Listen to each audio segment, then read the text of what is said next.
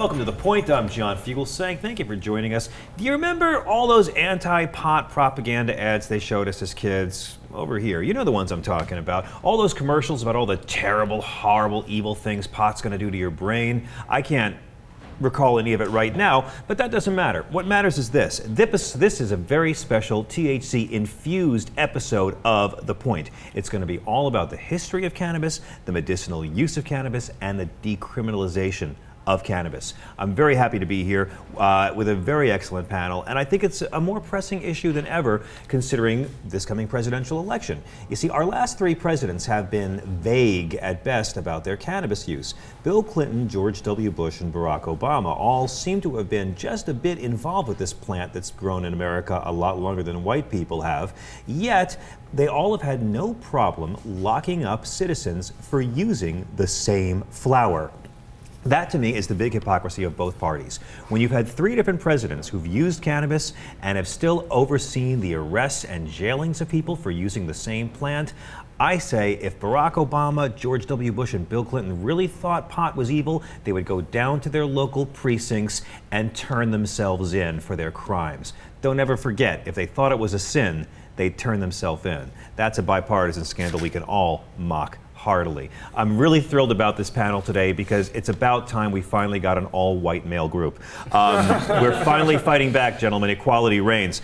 Cornell Reed is a stand-up comedian who performs regularly all around LA, including shows at UCB and the Improv, the Laugh Factory. You're originally from Humboldt County, California's cannabis growing hub. A good meth community there, I understand, too, from my friends. Yeah. A lot of trailers. You need to stay up to grow the weed. You know what I mean? Exactly right. Yeah. Hey, you got to, it gives you a little kick, and Starbucks closes at 10. Exactly. Dave Bryan is the editor of the 420 Times, the nation's leading magazine of medical marijuana and natural healing, or as it's also known, the magazine of higher learning. You rogue.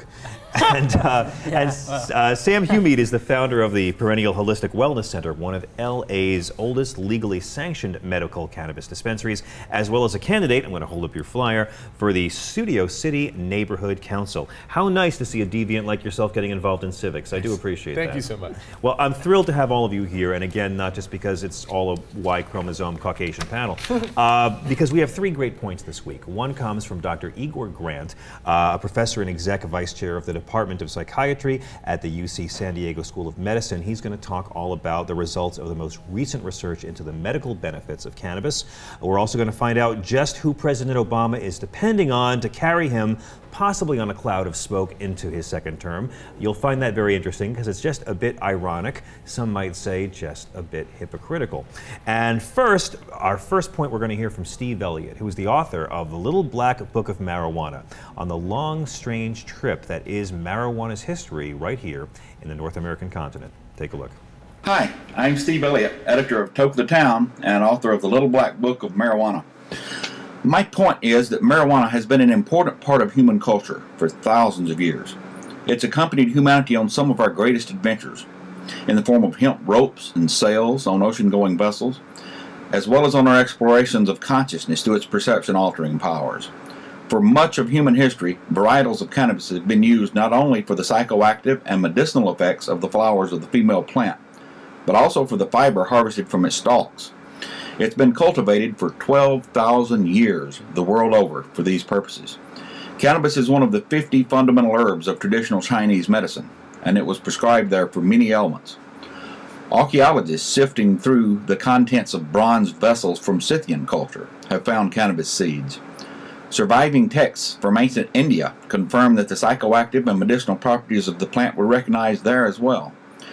The tradition of marijuana use continued through the centuries in places like the Middle East, Southeast Asia, throughout Africa, and now in the United States, South America, and Europe. Cannabis was an important part of the American apothecary throughout the 19th century and right up until cannabis prohibition in 1937. This is a plant with a 12,000-year association with the human race, and it's only been illegal for 75 years. For the latest in cannabis news, check me out at tokeofthetown.com. Thank you. Stephen's right. It has only been illegal in America for about 75 years, which means legalized cannabis is technically the conservative point of view. Dave, I want to start with you on this one. When you consider all the history of cannabis in this country and the fact that we've had really, since the colonial days, it was used as a painkiller. Back then in colonial days, the biggest drug problem was the same as today, alcohol. It's rather fascinating that most Americans seem to think that cannabis was invented by communists in the 1950s. Do you think that even pot aficionados would be surprised to know its rich history? Aficionados, people who are really into pot, know this. People who are not into pot wouldn't know any of this. Actually, people who were born before 1930 would know all about hemp. Anybody after 1930, 1940 would be, scare tactics, it's horrible, please stay away from it. People before 1930 were growing it all across the United States. Mm-hmm. In colonial times, you're actually expected to grow marijuana, among other things you're growing, to create textiles and whatnot. Yeah, hemp. And then of course, hemp goes all the way back to China, like Steve said there. So. Before 1930, I think they would know all about it. They'd probably know somebody. Lincoln had an in-law, I believe, that grew hemp, Well, Lincoln is on record as having smoked it. His famous letter to the president of the Hohner Harmonica Company, where he said one of the great joys in his life was smoking his pipe of sweet hemp while playing his harmonica on the porch. So, I mean, when you got a wife like that, you got to kick back somehow. No disrespect to Mary Todd Lincoln fans out there, or compulsive shoppers anywhere. But I find it really fascinating that we're so blind to this history. Washington grew it. Jefferson grew it. Jefferson helped smuggle hemp seeds out of China. Nowadays, we'd lock them up if we ever locked up rich white guys for cannabis. Do you think it's I'll open this up to all y'all. Is it a concerted conspiracy on the part of our leaders to have us not know this, or has it just evolved that way that we don't really know how much of a role this plant has played in human development? I would say it kind of evolved that way. I mean, you have. Like, if you talk to a kid now about music, for instance, a lot of them don't know who Bob Marley is, A lot of people just don't look back on the history of anything. They don't really care. They're just dealing with what's in front of them right now, And Bob Marley was a metal guy, right? Yeah. Yeah, that's what I thought. Huge metal, yeah. What do you think? I mean, does it seem like it's deliberate? It's economic. You go back to the days of William Randolph Hearst, for instance. During the expansion of the United States, there was all this timber, there was all this land. The only way to make money off all this place was to make sure that the viable product, hemp, which made all the rope, made all the fuels, made a number of things prior to the 1937, were just made illegal because there's so much money to be had in oil and timber and real estate. And these conglomerations of companies demonized marijuana and demonized hemp specifically to line their own pockets with money. Exactly right. It's history. Along with DuPont Chemical, who were big on that. In fact, the reason we call it marijuana is because of William Randolph Hearst. And I'm sure you know this, but in his newspapers, as part of their campaign to demonize the plant, they went and used the Mexican slang term for cannabis, marijuana, to take advantage of good old-fashioned racism. So to this day, I get a little uncomfortable when I hear it called marijuana, and I try to say cannabis because I've learned the roots of where that word came from. But it, just like the drug war began in anti-Chinese bigotry with smokable opium in San Francisco in the 1870s, the war on pot began with racism against Mexicans by using that term. Absolutely. Mexicans and blacks were smoking marijuana, and if you look at Reefer Madness, wasn't there a black guy driving the car that took one puff and immediately he was baked beyond belief and he was going to roll off in the car? But yeah, it was a lot of that racism, just like the Chinese with opium. Yeah. And Harry Anslinger, our first big drug warrior in the American government, his great dream was to stage one mass bust in one night of every major jazz artist. That was really a government goal. They wanted to arrest Louis Armstrong and everyone else on the same night. Because again, if you don't like marijuana, throw out all your good jazz records. Yeah. Right. That's where they all come from. It seems to me, and I'll open this up to all you guys, that this sort of thing couldn't be taught in schools. It would threaten the status quo too much, and it might threaten the bottom line of beer companies. And I think the big scandal of it all is that cannabis is something, because it can be grown at home, that makes it the only intoxicant that can't easily be taxed. Correct. right? I mean, we always say let's legalize it, regulate it, and tax the hell out of it. But you know, it seems to me that it's a revenue thing for the government as well, and they make a lot more money off beer than they do off some guy having a plant in his backyard. Granted, but even you can get a home brewing kit right now for your house and make your own beer, and it's never ever going to be quite like the Budweiser or the Stella Artois or any of the packaged beers you buy in the store. It'll never be there, and you're never going to pay taxes on that. Same thing with the cannabis plant. You can grow as much as you want in your house. To bring it to a level of medicinal quality that enters a place like mine, a store like mine, very few people can actually do that. Can you grow weed and smoke it? Yeah, probably.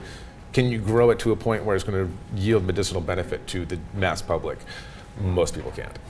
That's true. I mean, I can't even grow a cactus. I'm terrible. I can't water plants regularly. Have trouble feeding my cat, you know? But it can't, you know, the government regulates alcohol pretty well. Exactly. Can't they regulate this too? That's the argument. You know? Decriminalize it, not legalize it. That's not the same. Decriminalize it, regulate it, and tax the hell out of it. I'm wondering, do other countries have this same hang up about this plant that ours does?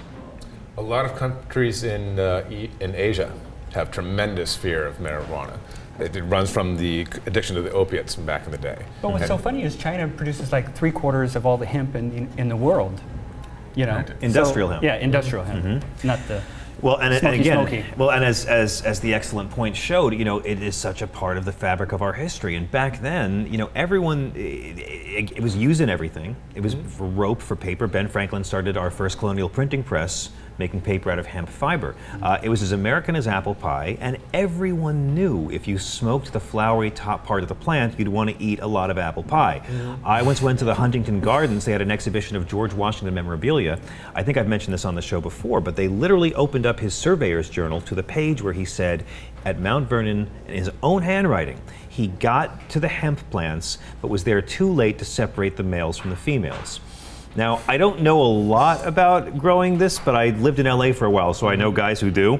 And my understanding is that the phrase is if they have balls, cut them off, which is to say the male plants, and you deviants can help me out on this, have these balls that grow off them. When they become swollen, they pop and pollinate the female plants, which makes them incapable of ever growing the cannabis part on the top of the plant. Right. Which means George Washington himself was lamenting the fact that he couldn't use this for an intoxicant.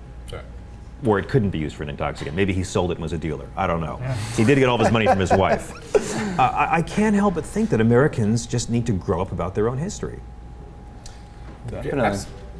Cornell? I was just saying, definitely. Yeah, I mean, I think George Washington maybe sold some to get some better wooden teeth or something like that.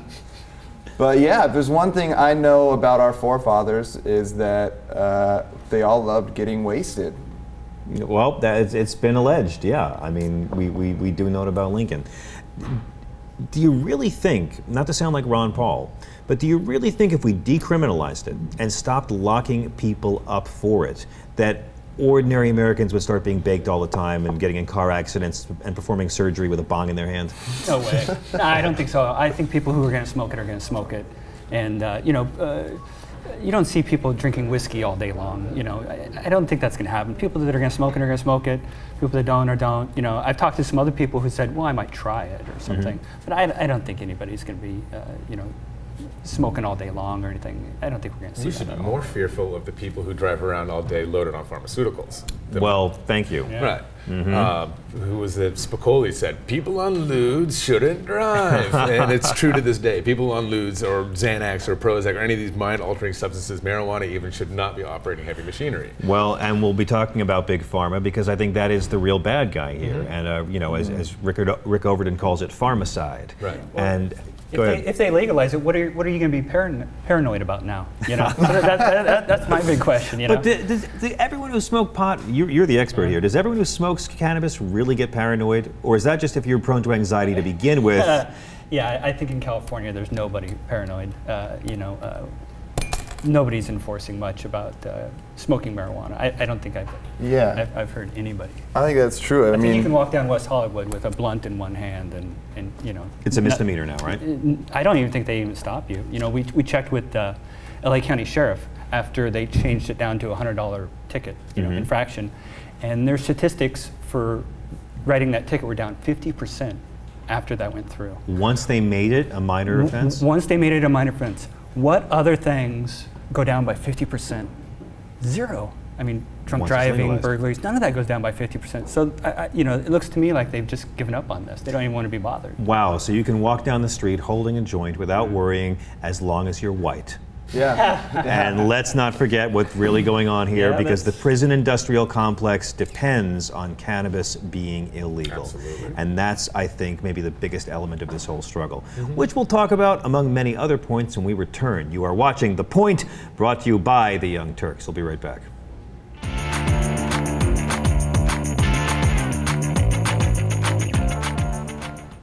Welcome back to The Point, where we don't believe pot should be legal. We believe it should be forcibly administered by the state. We've all heard plenty of talk about the alleged medicinal properties of cannabis. To get the straight dope, I didn't write that. We now turn to our Next Point video contributor. This is Dr. Igor Grant.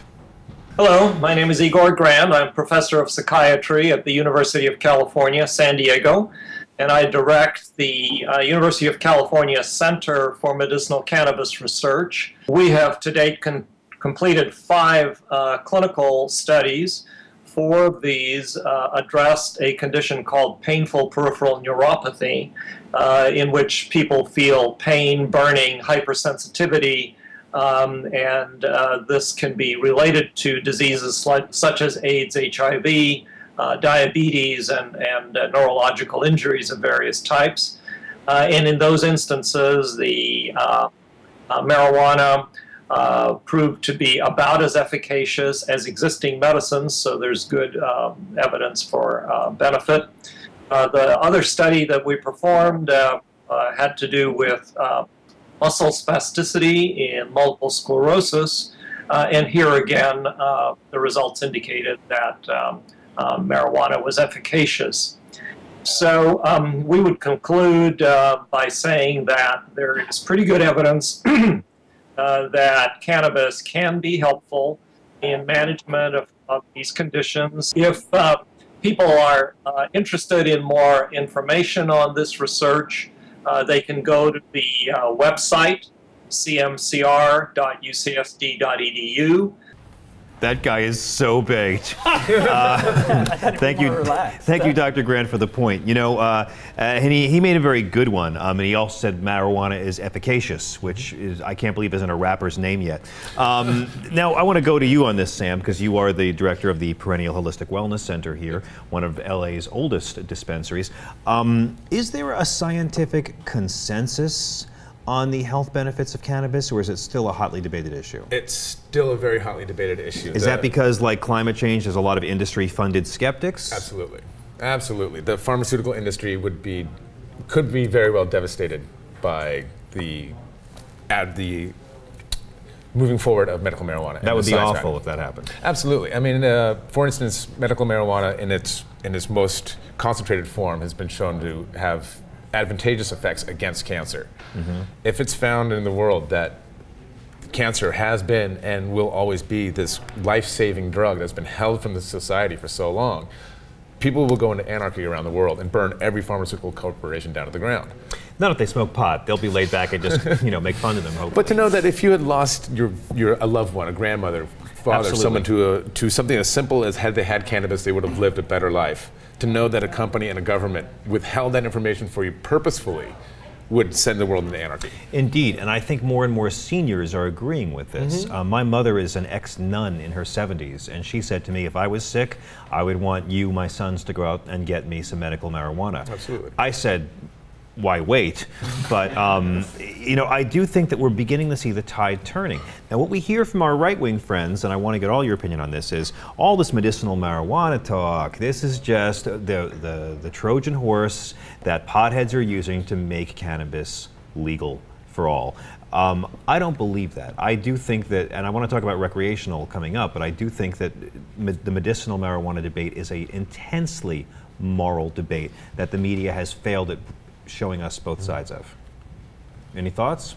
Sure. Well, I think one of the big problems with taking medicinal marijuana seriously is these people you see down on Venice who are like, handing out flyers trying to make weed legal. and because of all this medicinal properties it has. But then they have, you know, dreadlocks and insane clown posse hockey jerseys on, and they're playing hacky sack all day, and it's hard to take someone like that really seriously on anything. Yeah. You know?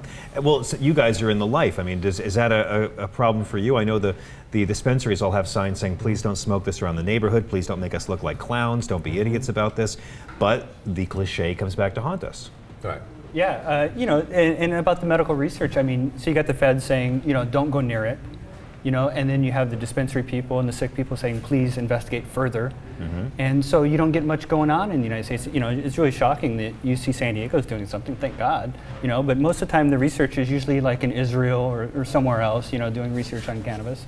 And that's the big thing. So if you can't investigate it, how are you going to reclassify it as off a Schedule 1 drug?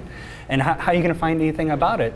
You know, and that's the conundrum. So what about Marinol? I mean, I've always heard Marinol is the pill, the pot pill. It doesn't make you high per se, but it has the same effects and is good for nausea. I mean, I would think that if there was a way for Big Pharma to make a buck off any plants, they would dive into it. Correct. Well, marijuana in and of itself, cannabis in and of itself, has over 400 chemical properties in the plant. The pharmaceutical company has learned how to synthesize just THC, and only THC. The real medicinal values is in CBD, CBV, CBN, all the major chemicals of the plant. Until we can extract all of that collectively into a medicine, all you're doing is pulling one thing that people know about, giving it out as a placebo, essentially, and saying, this is going to solve the world, and it's better than the marijuana itself. So, and it's not. So is that what Marinol was? Just one piece, one property of cannabis that was put into a pill? Correct. And yet it never really caught on, did it? It didn't really do much. It actually started becoming abused by people who were actually arrested and on probation, no longer allowed to smoke cannabis, who were getting prescriptions for Marinol and taking 10, 20, 30 pills at a time, quadrupled in regular dosing to get that high effect. So it's pointless. Yeah, then you have doctors at the same time who won't prescribe it or write a recommendation, which is bizarre in its own piece. But they're like, I'm not going to write that. I don't want to lose my insurance, or you know, get tagged as the Venice Beach pot doc. God love them. But you know, that's the other part. Some doctors don't want to talk about it. Some will. I can talk to you, but I'm not going to write it in your chart. Type thing. You know, so. You know, you got everybody in the closet, so to speak, you know, on all these things. I recently had to invalidate almost 3% of my patient base because they were going to a doctor's office at the Happy Medical Clinic and Happy Medical Center. The NBC News did an investigative report on them, and it showed that the doctor doing the actual recommendations was nothing more than a massage therapist. And the actual doctor that has his stamped signature on all these forms was more than 100 miles away performing heart surgery in Ontario. You don't say. Yeah, exactly. So all those patients that are part of my facility were all now have to find a new doctor to get validated paperwork, and they're no longer allowed to come to my store. I'm sure that happens at a lot of doctors. I mean, mine gave my whole examination wearing sunglasses, you know, he's just eating sun chips the whole time. It's like, you know, I'm anxious, I think. And he goes, okay. Let me ask you, so you've actually gone and gotten the prescription. What was the process like? So you sit down, you fill out a form, you pay like $30, and then you go into this. My doctor was a very old man. I sat down with him, and I said, you know, I think I have anxiety problems. And he goes, okay, well, have you tried other medicines? And I had rehearsed a whole thing before I went in where I said, I've tried sleeping pills, but I don't want to OD like Kurt Cobain. It doesn't make any sense. I was really high when I went in. Yeah, that's actually not how he died. It's not how he died at all. Yeah, somewhat different way of passing. It was a terrible plan I put together, but yeah, heroin and shotgun, you know. Yeah. Go on, please. So I said I don't want to OD like Kurt Cobain, and the old doctor didn't know who Kurt Cobain was, and so passed with flying colors. Okay, now I'm guessing right now any regular Fox News viewers watching this on YouTube are having an orgasm and have to put a tarp over their computer because of what you just said. What you just said sounds like the right-wing fantasy that it's not really sick people. It's people who want to get high legally, going to doctors. The doctors are doing a shakedown operation where they take a cut, they get paid. This bribe gets you the magic piece of paper that allows you to smoke, and the cops can't lock you up. Personally, as a capitalist, and as a person who believes in liberty, I don't have a problem with that.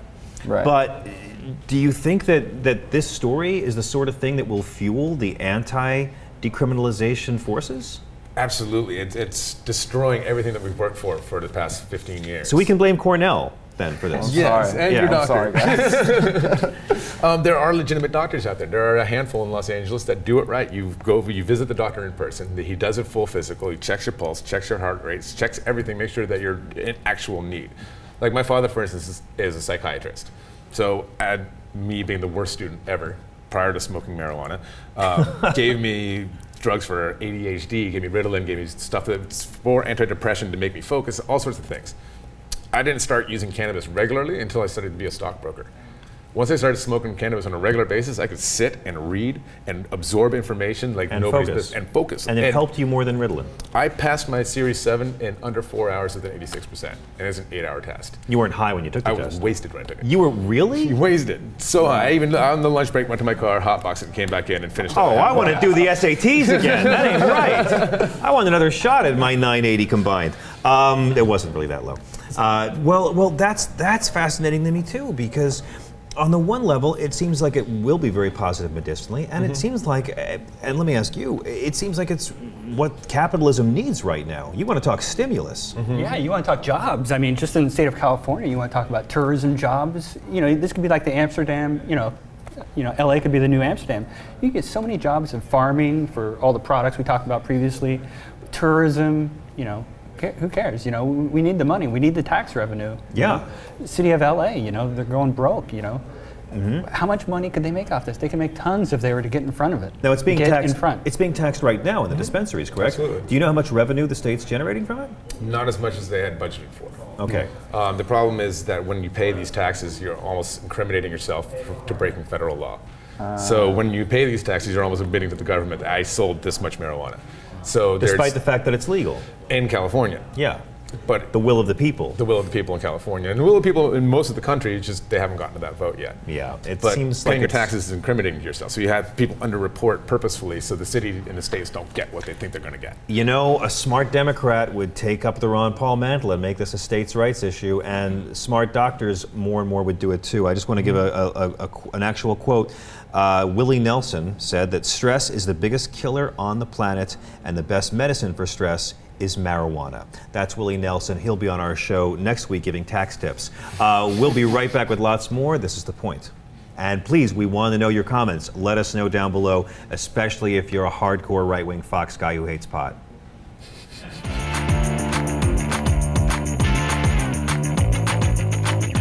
Welcome back to a very special episode of The Point dealing with cannabis and cannabis legalizations and its many, many documented health properties. Now, a few years ago, California voters handed pot smokers a big victory. Actually, they passed it on the left-hand side. But we've seen since it was approved in this state, that is what state rights is all about, the federal government has not agreed. This includes the Obama administration. One of the biggest complaints of cannabis smokers has been that the Justice Department under Eric Holder has harassed the clinics that the people of this state voted for. So I was a bit surprised to see this ad. In lieu of a final point, let's show an actual commercial our president is using for his re-election. Hey, this is Barack. Listen, I need to know if you're on board. Okay, good. Because I'm counting on you. Everybody is. We have to get this right. Just remember that I'm trusting you on this, and I'll see you there.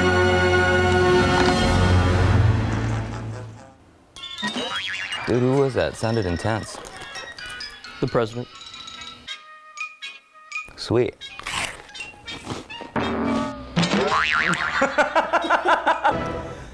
Now, not to harsh your mellow, I love Barack Obama, I support his re-election, but this was a deeply hypocritical video. Would you agree? I agree. Tell us why. He's been nothing but forceful against the medical marijuana issue from the very get-go. He claimed that he was supportive of medical marijuana and its values and the distribution of it, leaving it as a states' rights issue. And Eric Holder, President Obama have gone out of their way to completely forget everything that they promised us and come after us with such a vindictive force that it's blockading it's blockading our industry from moving forward. Now, why is it? I mean, I know Barack Obama and Eric Holder don't want people in jail for smoking pot. Is this just for votes? Is it just a way of showing that they're tough on drugs for the undecided voters and seniors? Yeah. Okay. Well, let's move on to the next point. I think this is so horrible that he did that commercial. You know, it is just unbelievable. And I like those two guys too, but A, they're playing a stereotype of pot smokers in that commercial, a crude stereotype of pot smokers, and B, they're all part of the same hypocrisy by doing that. Absolutely. Now, the president, to his credit, has said in vague tones he wants to revisit America's drug policy in his second term. This sounds like he's going to be cool. What do you think that meant when he said it? I think he's watching the local governments and seeing how they react and what they do based on how marijuana is being distributed in their local towns. For instance, I'm sorry. We have Colorado, a swing state coming up. They're voting for legalization. You know, you had Paul Ryan the other day saying we're not going to touch medical marijuana in Colorado. I believe he said that too. Oh, wow. So you have a swing state. You know, too bad California wasn't in play. You know, and we had legalization on the ballot because I'm sure with the biggest state in the union, with the biggest electoral votes, there'd be a different words coming out of his mouth. Yeah. I mean, we should stress that legalization and decriminalization are not the same thing. By decriminalization, we're saying just stop locking people up for it, correct? Right. Correct. Yeah, okay. I smoke a lot of weed, so I don't remember anything I'm saying. Just kidding. But you know, the fact is, we live in a society where a guy in Aurora, Colorado was able to buy 6,000 rounds of ammo online, and Tommy Chong went to jail for selling bongs. The hypocrisy is so steep, and I don't really understand why the president, after saying how much he hates being asked the cannabis question at every interview he does, would do an ad like that. I mean, that's like Mitt Romney asking drag queens to give him their vote, right? Right. Correct. Yeah, and he's appealing to the younger vote who are so into the internet and Facebook, and like they're not going to talk about the hypocrisy of this going on, you know? And well, with Harold and Kumar on his side, maybe that'll be a bulwark against it. We have heard rumblings that the GOP is going to try to use the Libertarian Party candidacy of Gary Johnson against President Obama to get the pot smoker vote. yeah, we were telling people online to, if you want to talk about marijuana, tell every pollster that calls you, no matter what, just tell them you're going to vote for Gary Johnson, so Gary Johnson will be in the debate. And what's the one question they're going to ask Johnson when he's up there? Pot. Yeah, they will. They're not going to ask Barack Obama or the, you know, what the other guy, whatever his name is. Okay, well then they're going to ask him that one question. Then well, that's a very Naderific attitude. Yeah. But let me put this question to you. Let's say that happened. Let's say that your readers succeeded in getting Gary Johnson in the debates, and you know where I'm going with this. And let's say if Gary Johnson is so brilliant and he's a great talker, you know, getting rid of the Americans with Disabilities Act, I'm not a fan, but libertarians are really wonderfully half the time. Let's say he succeeded in sucking away the young vote, and you get President Romney. Yeah, that's. How are you going to feel? That'd be quite a bummer. That's a real buzzkill for me, but yeah, that is the conundrum. I mean, it seems like then Obama could really focus on playing a major role in Harold and Kumar 4. No, that should be a controlled substance. I think they've burned out the Harold and Kumar I think franchise. if Gary Johnson just combed his hair, he'd get way more votes. I agree with you. That's why he's great on the radio, and that's why he can't go to debates, but Herman Cain, the lobbyist, can. But you know, I would think that a smart Democrat would pick up on this issue and realize it's not just pot smokers. It's not just young people. It's people who believe in states' rights. Correct. The issue with the states' rights thing goes far beyond medical cannabis. If we finalize that states' rights stand firm and medical marijuana is passed based on those reasons, it opens up the floodgates for everything else. Abortion, for instance, would be the first one at the top of my head. Yeah. If states' rights for medical marijuana are the standing rule, then states' rights for abortion and states' rights for gun control and states' rights for everything else would become the standing rule. And then the federal government loses its hold on the overall governance of this country. That's a perspective I haven't heard before. Really interesting. Do you think that Barack Obama realizes that he can't be as dismissive of pot as he has been in the past? He definitely can. In the fight that I've had recently with Los Angeles, in the 3 years prior to this year, it's always been, we're against medical marijuana, we're against the distributors, it's bad, it's bad, it's bad. Just recently, within the past 60 days, the last city council meeting that we had, everybody, proponents and people who are against the medical marijuana distribution, all said that they approve of medical marijuana and its uses. They just don't like the way that it's being distributed or regulated by the cities. How do they want it to be distributed and regulated by the cities? By professionals like me. Okay, well, yeah, right on. I think that's true. I mean, there's dispensaries that I've been to that are clearly run by like the Russian mob or something. There's some really, really shady ones. Guys coming in and out with big hefty bags full of, I've seen those on Hollywood Boulevard myself, actually. Well, I have a very serious question for all three of you. Aren't medical cannabis advocates being a bit naive in saying that it's so great for you and there are no negative health effects? Wouldn't it serve the advocates to say there are bad things that can happen from smoking too much cannabis? It is a depressant, correct? You are putting smoke in your lungs. You're getting more tar in your lungs. And you know, isn't it seemly and appropriate of the advocates, of you guys, to come out and say, yes, there are health concerns. It's not just a wonder drug. It's not just a wonder drug. There are health concerns, and a lot of the health concerns come from underage use.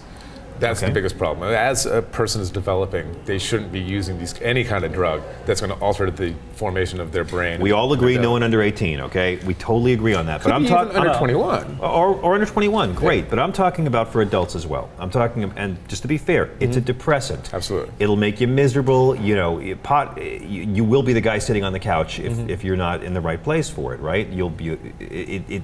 And to say nothing of the fact that you are putting smoke and tar in your lungs. Correct. Now, tell me about edibles and vaporizers, because this to me seems like a way that a lot of those health concerns can be combated. Yeah, you know, what's funny is I went into a dispensary not too long ago, and all the people who were baby boomers who come into the dispensary bought edibles. They had such a stigma about smoking sort of bulk weed in a bong or vaporizer or whatever, but they all bought edibles. They were totally, and they wouldn't just buy one. They buy en masse. They're buying a box of them, a case of them. Yeah, baby boomers. Is this because they're the generation that saw their parents die of lung cancer and made tobacco harder to get a hold of? Probably. And also edibles you can bring on the plane, no problem. Yeah, I think they have such a stigma about marijuana that they just want to, they remember doing it in college or whatever, and they want to do edibles now because, you know, it doesn't look like I'm a big... Is there an advantage to edibles beyond the no smoke in your lungs? Is it healthier for you? Is it a better high?